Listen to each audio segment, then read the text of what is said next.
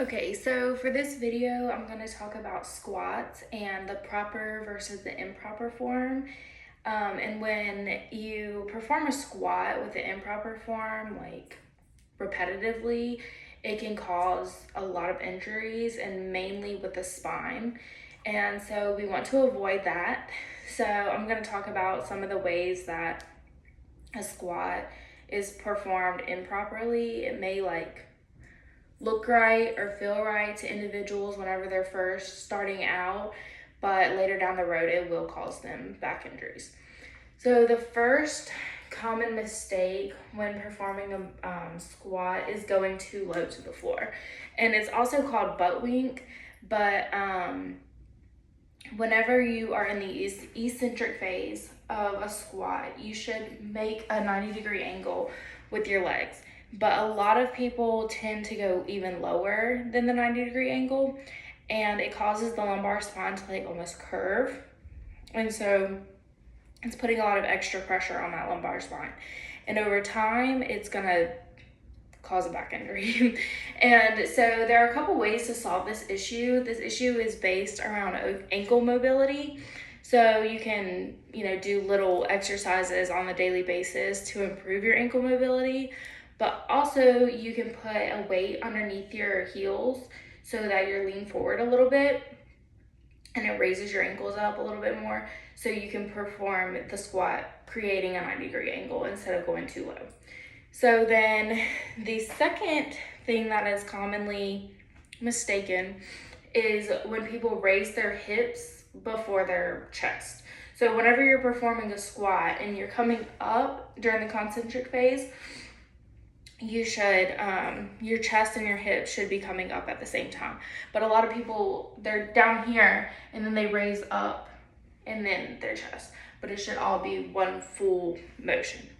And so this causes a lot of stress on the spine because you're putting, especially if you're doing like a back squat with weights, so it's putting a lot of extra pressure on the spine. And this could be caused by motor control and coordination and weakness in the quadriceps. But yeah, so to solve this, you just need to practice, really. There's not really another way to go around it, but for somebody to just repetitively practice the right and proper movement. So then the third one is breathing.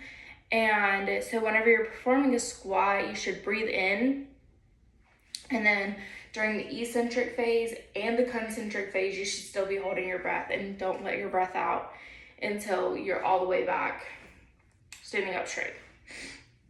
So basically, the importance of learning the squat is to avoid these back injuries, and we should know the concepts and the biomechanics and all of that behind a squat before trying to teach somebody the proper movement.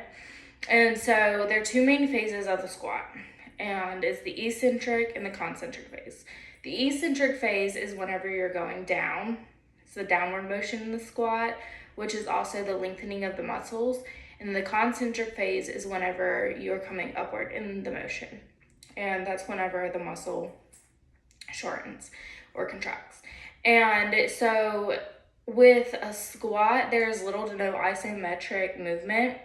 So that is the stretch shortening cycle, basically, is whenever there's an eccentric phase and it's immediately followed by a concentric phase.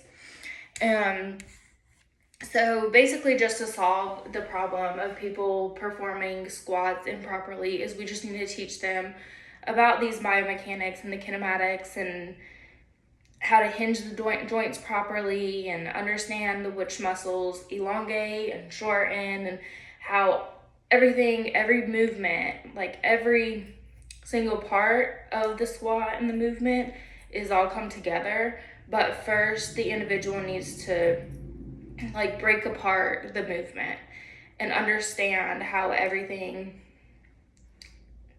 works before they put it all together and try and do it on their own, because if they do, then it can cause back injuries, and we need to avoid that because, yeah. Thank you.